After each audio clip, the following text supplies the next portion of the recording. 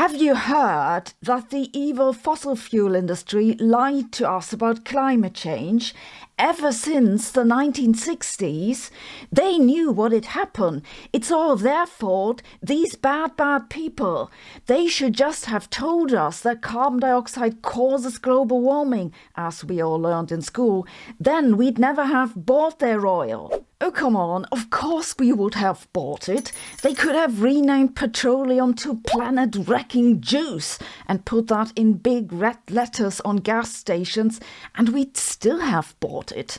And what did you expect the fossil fuel industry to do? Refusing to sell us oil? They'd have gone bankrupt, and then someone else would have done it.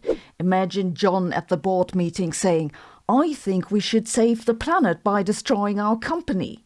Does that sound like a plausible event? Yes, the fossil fuel industry did some nasty things. There's plenty of evidence that Exxon paid people and poured money into adverts to exaggerate the uncertainty about climate science and to suggest that global warming might be beneficial. They did this until at least 2004, and we still see the consequences of this among climate change deniers today, when they dutifully regurgitate what Exxon fed them so plentifully. Other fossil fuel companies, including Chevron and BP, broadly financed lobbying groups that worked against laws that could endanger their business.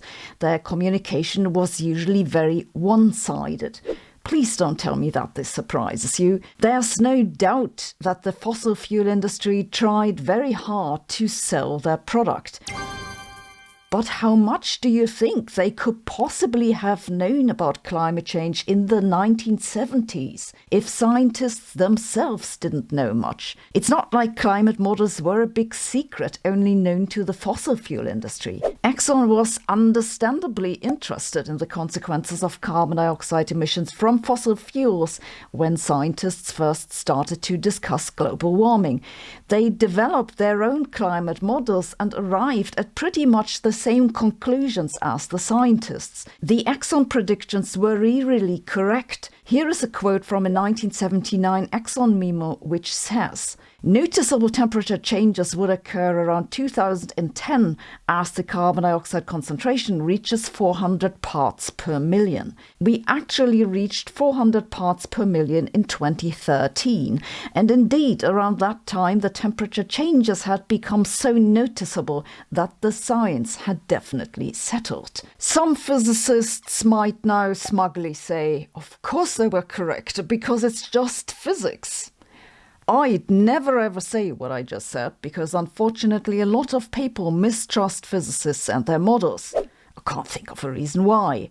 And in the 1970s there was no data to back up this trend which the models predicted, so of course everyone distrusted the models. We know today that the predictions of the models were spot on, but they couldn't have known that. This Exxon memo from 1979 has received a lot of attention for how accurate the predictions were, and that has generated a lot of upset headlines claiming that they knew. But the memo also says, it must be realized that there is a great uncertainty in the existing climatic models because of a poor understanding of the atmospheric, terrestric, oceanic carbon dioxide balance. And that was entirely right in 1979. It was still right in the 1990s. Here is, for example, what the climate scientist Michael Mann writes about his supervisor Barry Sussman. Barry was a skeptic in the true and honest sense of the word. He was unconvinced in the early 1990s that we could establish the human impact on our climate. This was a tenable position then, given that the climate models being used were still quite crude and that the warming signal in the roughly 1 century old global temperature data was only perhaps just beginning to peek out from the background noise of natural variability. The first IPCC report from 1990 says likewise very carefully, the observed increase could be largely due to this natural variability. Alternatively, this variability and other man-made factors could have offset a still larger human-induced greenhouse warming. This skepticism about the model's predictions ceased to be a tenable position at some point as the data became better, but it wasn't like there was one particular day when that happened. You also have to remember that in the 1970s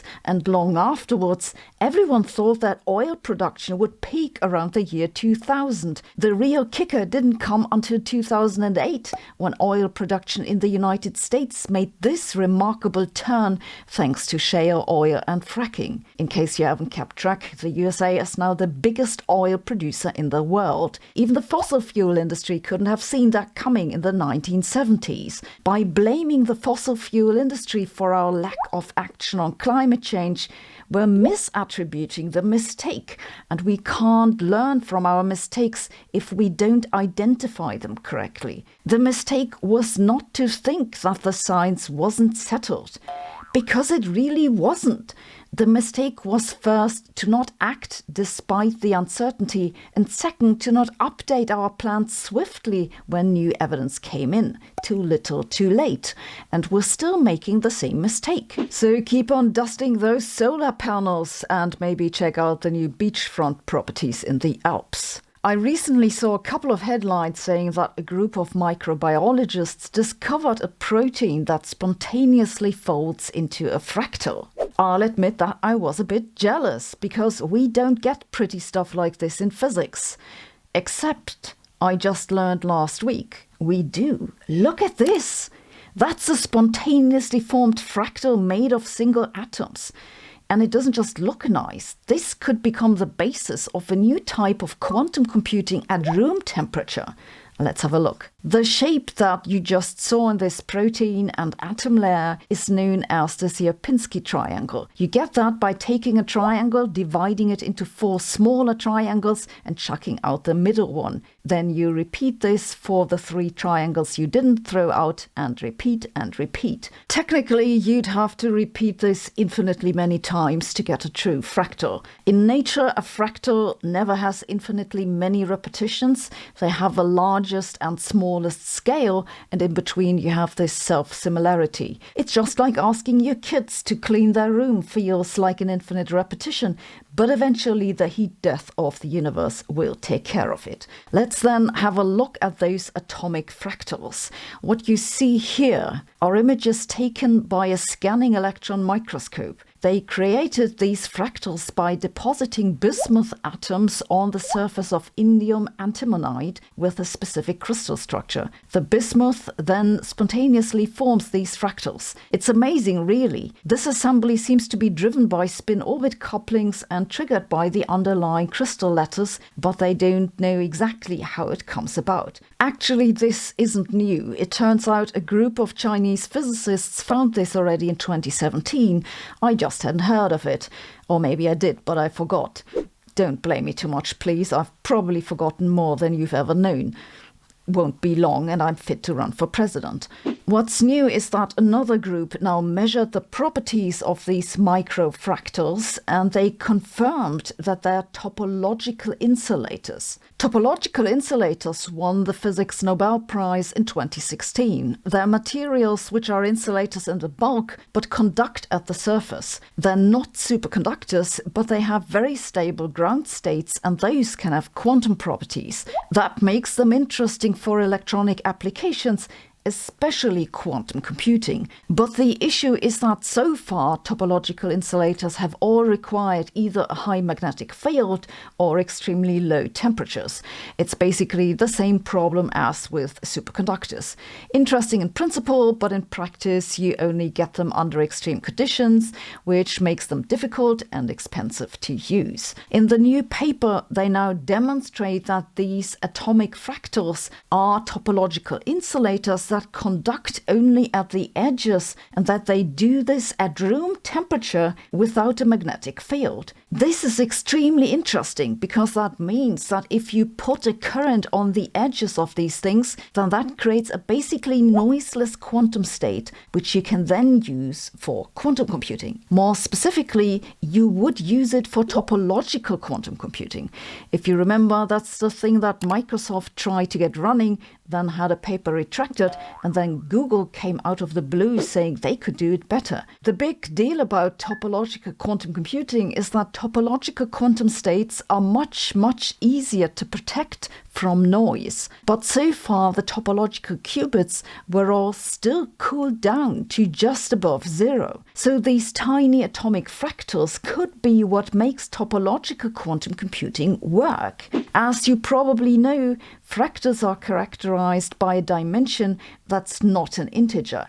So what's the dimension of those atomic fractals? The idea to give fractals a dimension comes from the following. If you take a line of length 1 and you scale that up by a factor 2, how much line do you have? Well, twice as much. If you take a square of area 1 and you scale that up by a factor 2, you have 4 times as much. If you take a cube, the volume increases by a factor 8. Generally, you can calculate the dimension of these shapes by asking, if you increase the scale, how much does the shape change? You measure the growth in units that we can call n, the factor f, and the dimension d, that is what we put into the exponent. So n equals f to the dth power. For our example, the factor f was 2. For the line, n was also 2. So for the line, we have d equals 1. For the square, n was 4, so d equals 2. And for the cube, d equals 3, as you expect. For a fractal now, you count the growth per iteration. For the Sierpinski triangle, for example, if you decrease the size of the triangle by a factor 2, then the area increases by a factor 3. Not as you would expect 4. So we have 2 to the d equals 3, or d is the logarithm of 3 divided by the logarithm of 2, which gives the dimension of approximately 1.58. What all of this means is that the future of quantum computing might lie in the 1.58th dimension, or maybe not. But then at least it'll give physicists something to brag about at parties. The German government, as you've probably heard, has phased out nuclear power. But did you know what their further plans are? They want to power Germany with, drums please, hydrogen. Yes, you heard that right, hydrogen. It's not just Germany which has big hydrogen plans. The United States also recently put forward a national hydrogen roadmap. The UK has one and the EU too. And I feel like it's about time I stop trying to be nice about it and just tell you how completely idiotic this is. Hydrogen has received a lot of attention in recent decades as a clean miracle fuel. If you combine it with atmospheric oxygen, that creates water plus energy. Totally carbon-free energy. It sounds good at first, but hydrogen has a bunch of problems. It needs to be kept. It quickly degrades materials it comes in contact with. It's highly volatile, meaning it evaporates and leaks, and if it does, it's highly explosive, and so on. I've talked about these issues in a previous video. Today I want to focus on a much more basic problem, that's how inefficient it is. The major reason that hydrogen has attracted attention is that it could be used as energy storage. It could take care of the problem that comes with wind and solar power, which is that the power generation fluctuates wildly on a daily, weekly and seasonal basis. The long-term fluctuations is where hydrogen is supposed to help. The idea is that you generate hydrogen from the excess electricity, put the hydrogen in a tank, and then generate energy from it when you need it and where you need it. The problem with this is basic physics. You see, we never create energy, we just convert one type of energy into another. Fossil fuels, for example, contain energy in chemical bonds, and we can burn that to create mechanical energy or electrical energy and so on. But every time you convert one type of energy into another, you lose some of the energy. So if you first generate electricity, then hydrogen from it, and then you use the hydrogen to generate electricity again, then the efficiency goes down to something like 30%. I've seen some people claim it could be 40%, but I don't believe that for a second. That means any electricity generated from hydrogen could have been 3 times as much if you'd used it directly. Consequently, electricity from hydrogen is going to be expensive. And if it's supposed to be produced from solar and wind, then you'll also need 3 times as much space. While electricity demand is increasing because we're all supposed to drive electric.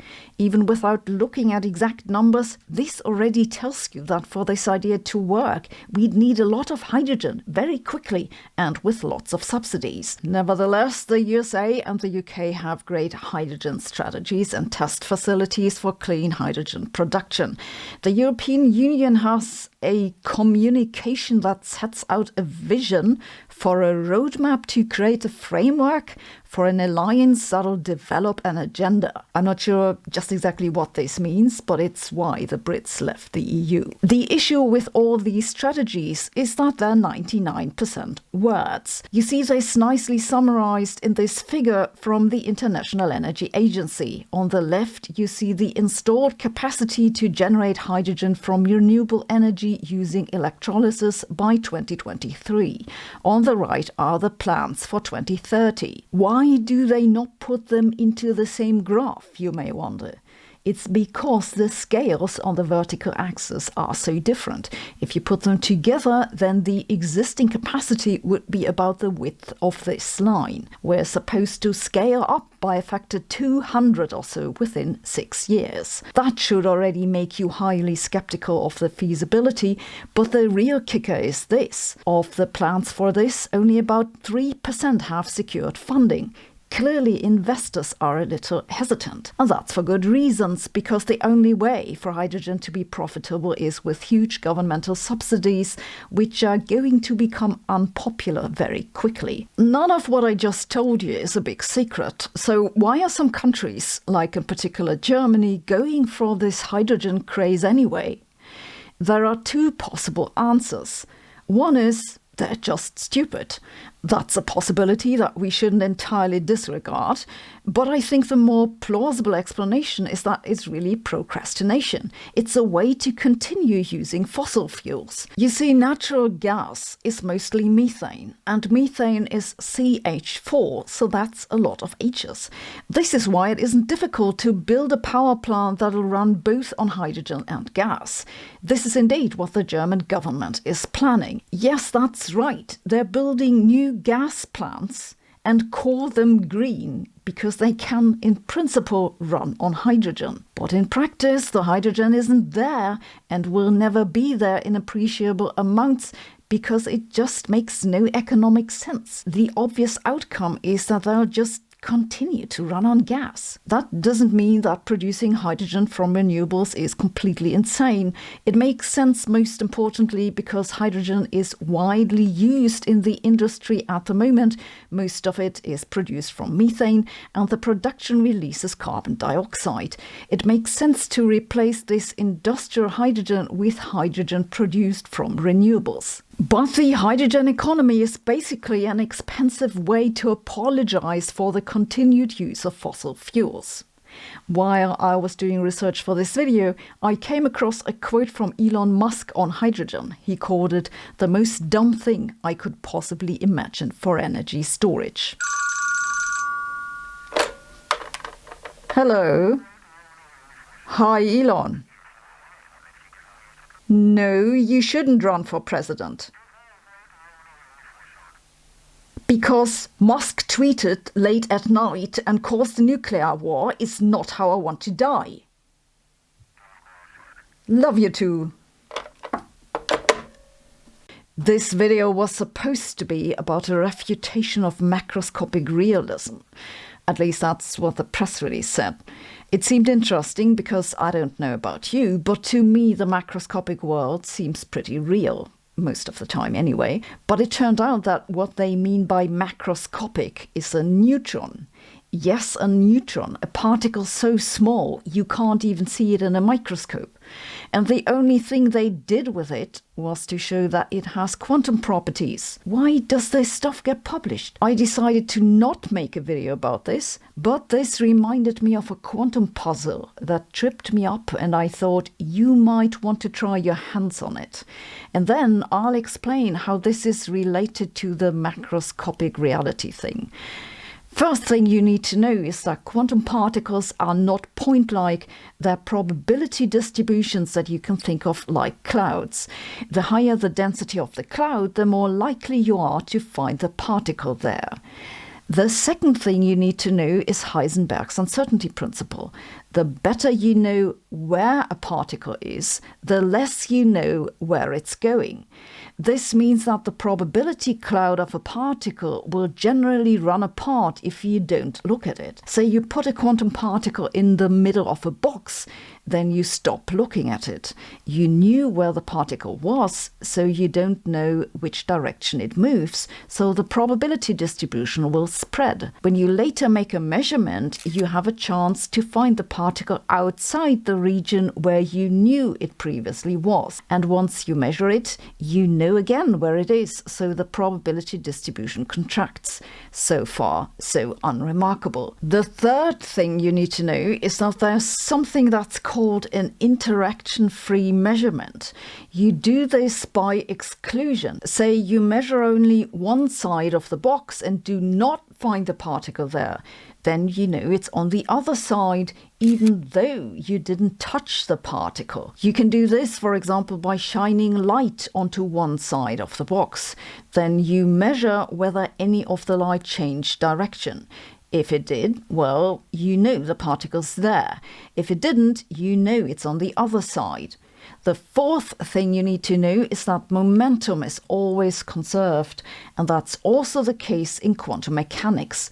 Momentum is the product of velocity and mass. This means that if the mass of the quantum particle stays the same, the particle can't change direction unless you interact with it, in which case it might get a kick. So we have A, quantum particles are probability clouds. B, those clouds spread if you don't measure the particle. C, you can measure part of the probability clouds without interacting with the particle by excluding some regions. And D, a quantum particle can't change direction on its own. That said, here's the thing that tripped me up. Suppose I put a particle into the middle of the box. I wait for a bit, then I measure it on the right side. The particle isn't there. I wait, then I measure it on the left. The particle isn't there again. Then I measure it right, and again the particle isn't there. Quantum mechanics says that this can happen. It's not very likely, but it can happen. Indeed, this was the idea of a paper I talked about a few months ago. I'll say a little bit more about this later.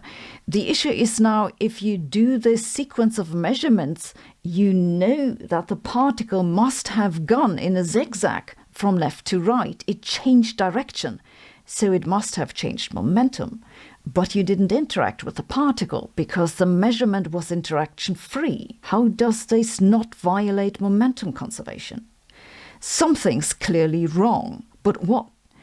Pause the video here if you want to think about it, because I am about to explain it. It's indeed true that if you chop off a wave function at a sharp boundary, the remainder will spill over into the other side. It's also not that quantum mechanics can magically violate momentum conservation, or that there is some fluff going on about interpreting probabilities. No, it's that this supposedly interaction-free measurement can't have been interaction-free. Let's look again at how this works. You shine light on one part of the box and see whether it comes back undisturbed or gets scattered.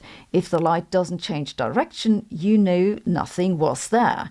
Sounds plausible. But to know that the light doesn't change direction, you need to know which direction it was going in the first place. You need to know the momentum of the light. And if you know the momentum of the light precisely, you don't know where it is. So you can't know that it was only on the one side. And the other way around, if you know for sure that the light was only on one side of the box, you can't know exactly what its momentum was, so you can't tell that it didn't interact with the particle. That is, this zigzag which the quantum particle makes, that comes from the measurement. It was not interaction free. I'm pretty sure that's correct because after digging around in the literature for a week or so, I found out that someone had actually discussed exactly this problem already in 1981. I'll leave you a link in the info below. The reason I was thinking about this is that I made a video a few months ago in which a group of physicists proposed to use this kind of interaction-free measurement to demonstrate that macroscopic objects do make quantum jumps. If they were able to actually show this, that'd be a really big deal, because this would mean that quantum effects survive for large things. This is what physicists call a violation of macroscopic realism. But I'm now pretty convinced that this paper is just wrong, because the measurement isn't interaction-free. I could now go and write a comment and submit it to the journal, but I thought we'd have more fun with it on YouTube. Did you figure it out? Let me know in the comments. Have you noticed that I don't talk about new battery technologies anymore? It's not because there's nothing happening. There's like 24 press releases each week. They're all great breakthroughs. Then you never hear of them again. That's why I stopped talking about it. But just the other day, I came across a study about the hype cycle of battery technology, and that really helped me put things into context. Let's have a look. The hype cycle is not just a word. It's a semi-scientific technology assessment tool that was introduced by the American IT firm Gartner in 1995.